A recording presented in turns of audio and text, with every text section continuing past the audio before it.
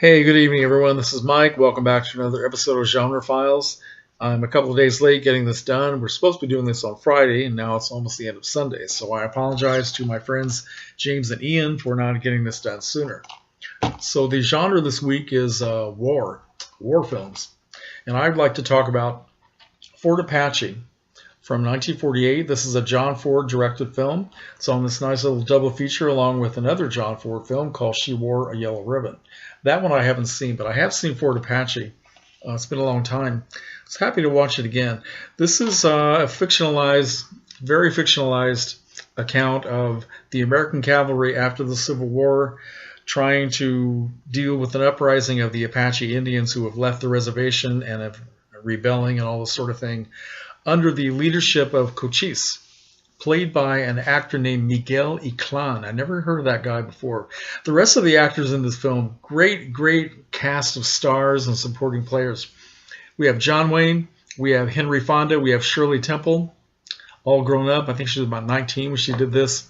Ward Bond, Dick Ferran, Pedro Armendariz, let's see, Victor McLaughlin, Guy Kibbe, Anna Lee, George O'Brien, Irene Rich, Grant Withers, Movita, and we have a special introduction at the end of the cast list and introducing John Agar, a young man who was starting out his career, who just happened to be the husband of Shirley Temple at the time. So maybe that could be the reason why he got the part. That's why, well, he was a young, good-looking guy, and he got the chance to be an actor, so he gave it a shot and ended up being rather successful in his life.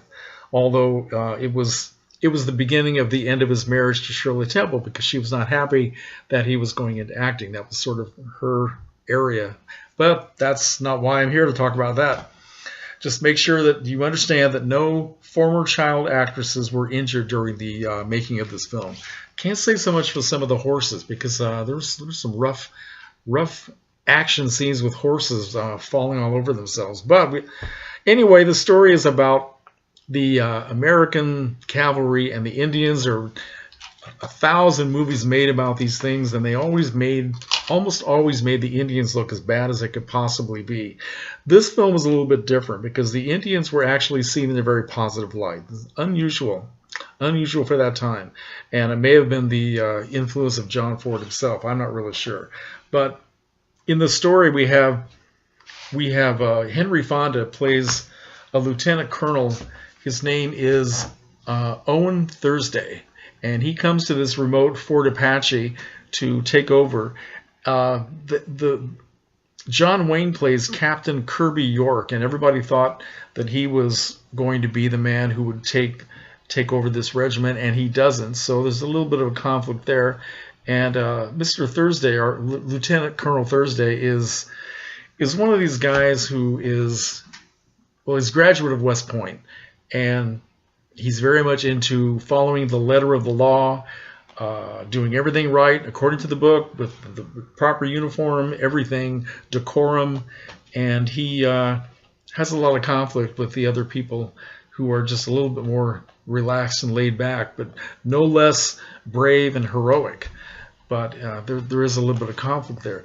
Now, he's a widower, and he has a young daughter played by Shirley Temple. Her name is Philadelphia Thursday.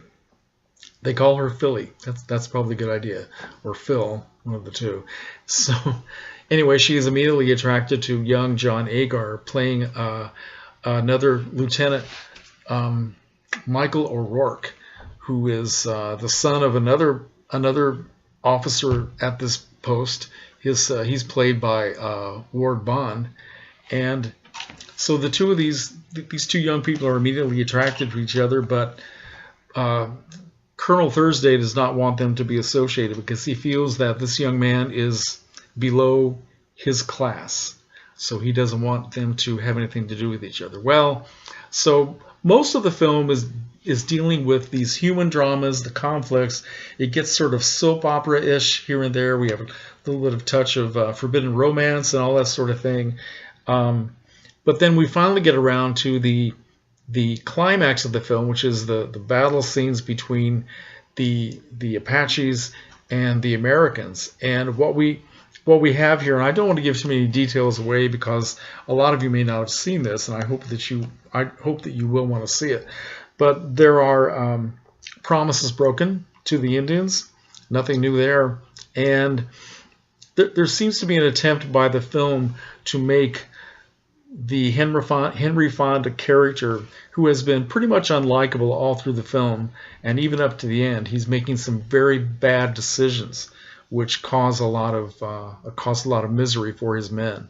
But at the end, toward the end of the film, it seems to be trying to make him sort of turn around and become heroic. And maybe some people see that. I didn't buy it, quite frankly. But at the end of the film, when they are talking about, well, all these events are in the past, and they are referring to this man as being a hero. And I don't know, that didn't sit too well with me. But I will say that I enjoyed watching this film again. It's beautiful to look at. It's in black and white. It was filmed partially in the Monument Valley area of Arizona and the Simi Valley area of California. So it has beautiful location photography, and as I said, it's just a great cast of actors. John Wayne is at his laconic best, and he and Henry Fonda worked together very well. I don't know if they were friends or not, but they bounce off of each other very well. And Shirley Temple, just let me say that did I say this before already? But if I didn't, I'll say it again. No child actresses were injured during the making of this film. So just keep that in mind. I'm not sure what I'm trying to say, but it's kind of late. It's time for me to go to bed. Thanks for watching. Let me know if you've seen Fort Apache and what you think about it. Okay, good night.